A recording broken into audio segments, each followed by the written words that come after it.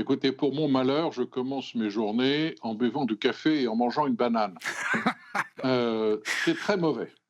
C'est très, très mauvais. Alors peut-être pour la santé, j'en sais rien, Mais pour mais le ça portefeuille m'aide à aussi, c'est démarrer la ça, journée. Pierre-Yves?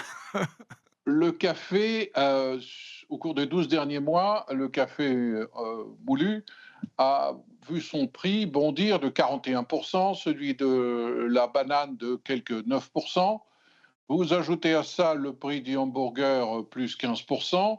L'inflation existe, les Américains la rencontrent tous les jours en allant au supermarché et Donald Trump s'est aperçu qu'il ne pouvait plus, un an après son élection, bien qu'il ne soit au pouvoir que depuis le 20 janvier, un an après son élection, il ne peut plus tout mettre sur le dos de Joe Biden.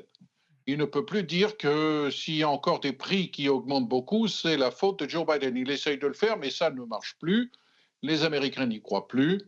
Et la cote de popularité de Donald Trump sur les questions économiques est en forte baisse et c'est un problème qui s'est manifesté notamment lors des élections partielles du 4 novembre où on avait prévu des victoires démocrates, mais l'amplitude des victoires démocrates a surpris parce que les Américains ne sont pas contents.